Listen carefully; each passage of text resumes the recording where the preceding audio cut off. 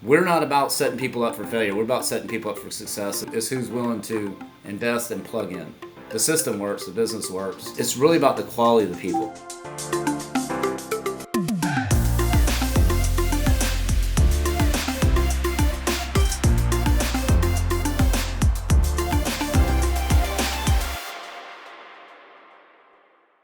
Welcome back to Kim Daly TV. My special guest today is a friend of mine. His name is Michael McAlhany.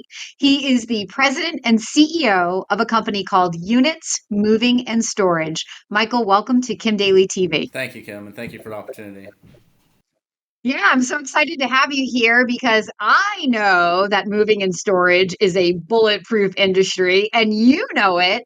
But today we want to share a little bit about why moving and storage is such a great business to be in, regardless of COVID-19 or what's happening in the world. So, where I'd like to start the conversation really is tell the audience a little bit about units moving in storage and your point of differentiation in this marketplace. Wonderful. So, Units Moving and Portable Storage was started in Charleston, South Carolina in 2002. I personally was in the fixed storage business and still am to this day. I started in the fixed storage in 1995. And the difference is that we take the storage to the customer, and it makes it much less stressful for them. And we only touch the belongings twice, whereas traditional storage, they would touch it 4 times, taking it from their home to the storage fixed storage facility, out of the fixed storage facility back to their home or their new residence. So we save a lot of stress on our clients. So you are in what some people may say, wow, he kind of competes against himself. You have fixed storage and portable storage. So why do you do that? Or do you compete against yourself in the same markets? Yeah, I do. Actually, I fly a banner over the beaches because we live here on the coast in Charleston, and it's 30 foot by 70, Kim, and it's got our big logo. It says units, and then on the back end of it says never visit a self storage facility again. And my son, he was 12, and he saw it flying over the beach. He said, "Dad," he said, "what do you?" I said, "Bud, look, people love fixed storage. They love portable storage. We're just capturing 100% of it." So. Yeah, I mean, I think in the fixed storage, Kim, we don't attract uh, your wine vendors, your Frito Lay vendors, your mom and pop landscapers, or your mom and pop construction companies. They use fixed storage. But those are the only ones that really don't use our portable storage business. Other than that, we attract all of the portable storage side of it. Guys, did you hear what he just said? He listed like customers that you probably weren't even thinking about as customers for storage. So, why did you first get into the storage business? Why is it such a good business for anybody to be in? Well, that's a great question. So I started my first business in 1989 in the construction field, a lot of overhead. And In 94, I was looking to diversify. And so I was looking for 3 things: low overhead, equity, and residual income. And lo and behold, I fell. Three good things, by the way. Yeah, and lo and behold, I fell into the self storage industry when it was literally quote unquote going out of style back in '95. And just started building facilities. Our first one was in Pawleys Island. Our second one was in Myrtle Beach, South Carolina, and then started buying up land all within 3 hours, Kim. Because I said if I can travel 3 hours, we can capture as much market share as we could. And then once we did that, then expand some more. And so our Pawleys Island facility was a retirement community, and so it's elderly people in respect, and their children were back up north, and so they really had no way to move their belongings or get their belongings to us, and so it was, yeah, our choices were Ryder, Penske, U-Haul, which they couldn't drive nor walk up the ramp, and so I started working on a system in 2000, and we finally launched it in Charleston in 2002 called Units Moving and Portable Storage. And then we started franchise. We did so well out the gate that we said, you know what, we can help other people. Not only help other people use this service across the country, but also help people from a franchise sector, plucking them out of corporate America, plugging them into our system, and just watching them succeed and nurture them and grow. So we set people up for success. We've retired several multimillionaires after a decade of being in our system, and that's it's just so rewarding. I'm just a firm believer in you help enough other people get what they want, you'll get what you want, and so it's played true to this day. That's really great. So your franchise business that's been so successful and helped other people achieve their dreams was started because you were solving a problem for your customer in your original business, which was the fixed storage business. How fun is that? What a great story. I never knew that. That's really awesome. So, okay, so with units, is there, so you say you serve the same customer. Do both businesses have sort of that feeling of being bulletproof, or do you see long term one being better than the other? That's a good question. Early on, we had an in-house broker in 2000. We finally got our FDD. We started in 2005 and finally became compliant in 2007. And and it was interesting. I won't even go there. We'll just pass right over that comment. We were going to the AMSA shows, American Movement and Association, and they really didn't want to have anything. We were going to the Self Storage Association shows, the Inside Self Storage Association shows, and they were like shunning us.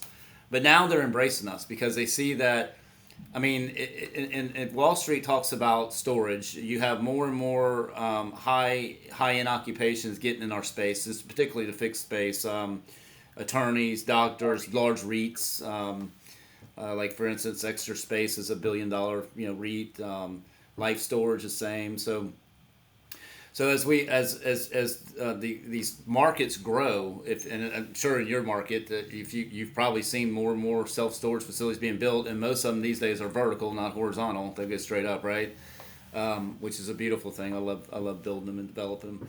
So I don't see a saturation. I mean, I have some buddies of mine, and I just cut them off, Kim, as soon as they ask, well, Michael, where are all these people? I said, I don't care. I don't care. As long as they put a lock on my door, I'm fine. So I don't care where's.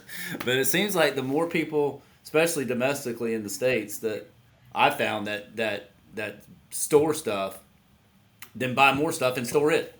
So I don't ask the questions. Our desire to store our stuff. Right.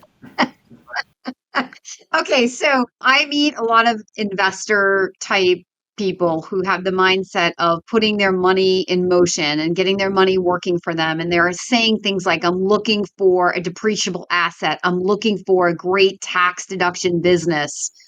Does storage, both portable and fixed storage, fit that definition? It does. It does. And right now we have three owners, just currently that I'm speaking of, that are building their own facility. So we encourage to get into your first facility. We help pick that facility for them for the first year, 5 years, and then in year three we try to coach them into, and we help them 100% into building their own facility from ground up. And in that way, they have an asset, right? It's just like us having fixed storage facilities. So not only you have a vital business, but now you have an asset because you own the land. So we just sold. This is a good story. We just sold, helped our Phoenix location. He was in for 10 years, and he retired very very well off, as I mentioned earlier. And in year five, he bought his own facility, and so now he's leasing the facility back to the new owner for a lot of money, and so he's making money on that. He made money on his sell, and he's got residual coming in from the warehouse. So, yeah, there is an asset play to it, and that's what we try to get our owners to do after the first 5 years to get into their own facility.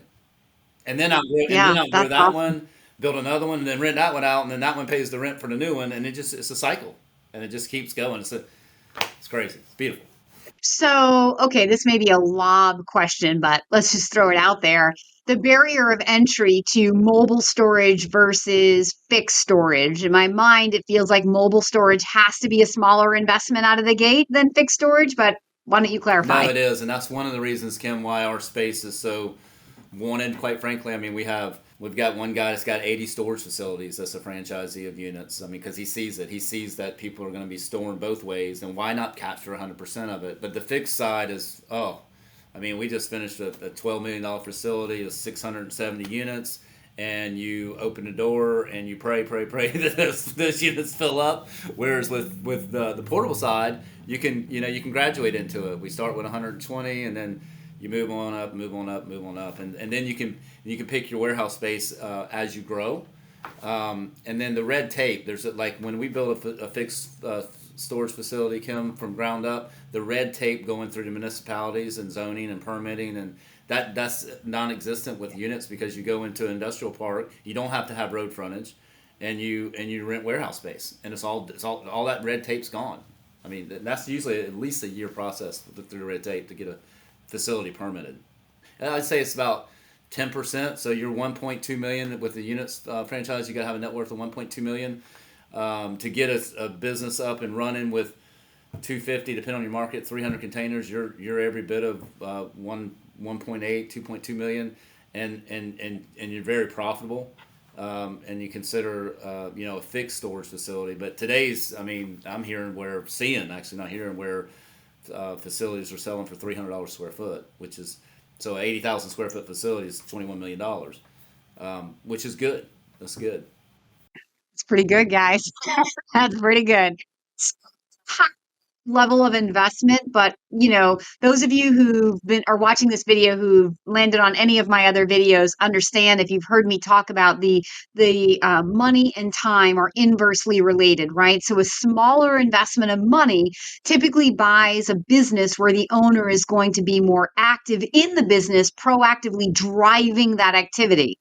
The moving and storage business would be the exact opposite of that. A bigger cost of entry to get into, to build that infrastructure, but then buying that owner back his or her time, right? Because you don't have to be in that moving and storage business in order for it to go, right? So it's that trade-off of money for time. All right, love it. So back to my investors who may be watching this, who love that tax, the depreciation. So is there any differentiation in the depreciable asset from the containers versus the fixed storage? If someone was really looking for the pure tax savings, is one better than the other? Yeah, I would say the portable side is, because your containers, our life expectancy is 15 years, whereas fixed storage is there for forever, quite frankly, unless it's a act of Mother Nature. So yeah, your depreciable assets on the portable side are way much greater than your fixed side. Another thing I should mention is that, sometimes entrepreneurs who come to the idea of like, should I start a business from scratch? Like, should I go with a franchise? They may look at a quote, simple business, seemingly simple, like storage, and say, oh, I don't need a franchise, or I don't have to pay fees to go do that. I could just go do it on my own. So, what would you say to that after being in this business for so many years? That's an awesome question. That's a great question. First, I'll tell you that if I could have got into a system back in 2002, I would have done it. Secondly, obviously, we have a national account program. We're engaged with ServiceMaster, ServPro, all the insurance companies. So you get buying power. So the minute you open, you automatically have business, right? We also have a buy-in power, because we buy so many containers, so we have to keep leverage with our manufacturers. So if you went out on your own, you'd pay at least 20 to 30% more for your containers, because we're buying thousands a year, right? And they're not. Same with our delivery systems. But I think what's really the icing on the cake with this, I was speaking with our franchise who had personal friends of Ray Kroc. He's opened over 80 McDonald's. He owned personally 90 McDonald's. He has a couple You Break It, I Fix It franchises, a couple smoothie franchises. To me, he's a mentor, actually. I mean, I try to get around as much gray as I can, because I'm a sponge. I just want to learn. But anyway, so I was speaking with him 2 weeks ago, and he said, Michael, I just want to let you know something. I said, what's that, Mr. Miller? He said, our LDM revenue in August paid my royalties.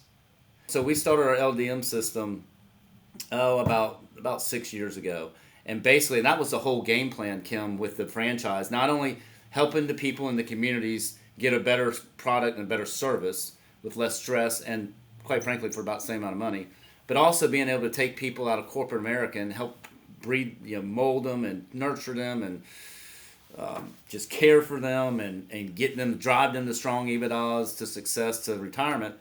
But also to help the Miss Smith that's keeping her container here in Charleston, and she gets a call from Bowen saying, I got to move to Seattle, right? And so what were her options?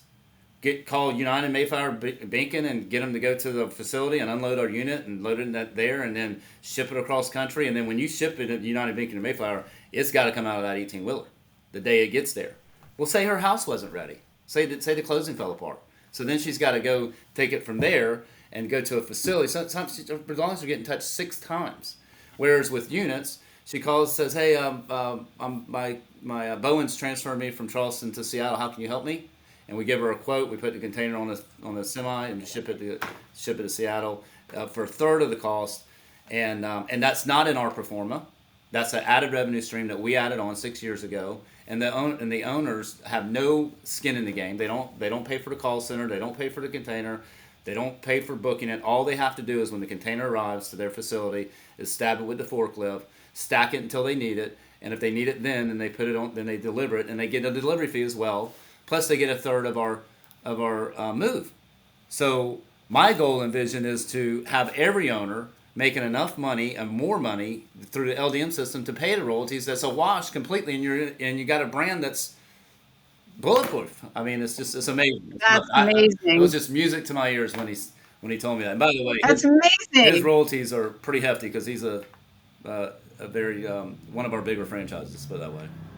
Guys, are you hearing this? A franchisor who's creating additional revenue streams that cost him money, doesn't really cost the franchisee any money, hoping that this new program will surpass, equal, and or surpass the royalty dollars. Like, so when people come to me, Michael, you funneled enough of my candidates, and I'm sure you know some of these myths about like how evil the franchisor is. They don't really care about your success. And I stand here on my soapbox and I say, well, that may be true for some franchisors, but not the ones that Kim Daly is bringing to you, right? Like, Michael is an example of the heart and the soul of like the franchisors that I want to bring to my candidates. Franchisors who have strong experience, franchisors who have strong programs and systems and who have a reason for you to help you get up the learning curve of being a business owner. Because even in a seemingly simple business like moving and storage, there is something to be gained by being partnered with experience. And pretty much every entrepreneur who started a business from scratch, they're the easiest people to sell on the value of franchising, right? Because if business from scratch, you know how hard it is Hmm. and successful because most of them don't even succeed. Yeah.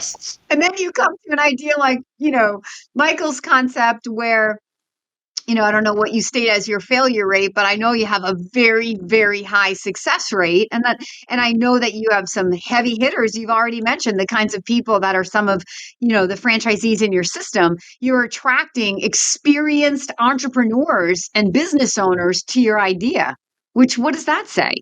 It says that there's a reason, there's value to what you're offering to those people that are like out there listening and you're skeptical about the value that a franchisor can actually bring to you. So hopefully that hits home with you. So I know, like, contrary to a lot of other franchises that I work with, units always is a little more slower and methodical, like wanting to bring in the right people versus like just a lot of people. What is your plan for like moving forward into 2022? How many markets do you even have left open? Do you know? Yes, we Or have. do I need to consult Matt Dillon? Yeah. No, I'm pretty. Not the actor. Trust me, I keep my finger on the pulse. There's a lot left, and then plus we're doing international as well. We've been compliant in Canada since 2012. It drives me crazy that we're not there yet. Matt and Damon really they know how I feel about that. But and we just engaged with Doug Wong, who's helped put Denny's on the map in other countries, and so we have in-house counsel. Patrick Autry, who helped Nine Round put them in 20 different countries, and so I am very bullish about getting built out domestically, but as well as internationally on several fronts. One is internationally, our business in general, just storage, is an incubator stage. I mean, it's just not existent. So that's one good thing, and people need that service. And then secondly, if I can create an environment that positions leverage, which is manufacturing 15,000 containers a year over 5 because we're international now. I'm all about leverage. I'm all about having the upper hand on our manufacturers, and so So those are the reasons. As far as growth plans, you're right. We had a competitor that came from a background of Century 21, and they were very good at franchising, really really good at franchising, but not good at supporting their owners. And we're not about setting people up for failure. We're about setting people up for success, and that's why our organizational chart is so packed with so much talent, because I've always believed in paying it forward, and we still do that to this day. So in 2020, our goal was 12, and we did 14. And in 2021, our goal was 12, and we did 9. We're at 19 right now. And our goal in 2022 is going to be 12 in 2 countries. Michael, why are you stuck on 12? You know, it's just that's the number. It's not who can breathe fog on a mirror. It's who we can put in that market and place a quality candidate in that market that we know that we can work with. It's really about the quality of the people, because look, life's too short to deal with people that don't want to plug in. So they know up front, because I set a pretty standard that you plug into the system, you stay plugged into the system, we remain positive, we can do it attitude, and we pound that. That's our culture. Our culture is all in, and we pound on the first time any speech I give, first thing I go over is our mission statement, our code of values. Our owners are probably tired of hearing it, but I don't care. That's our foundation, and that's what we build on.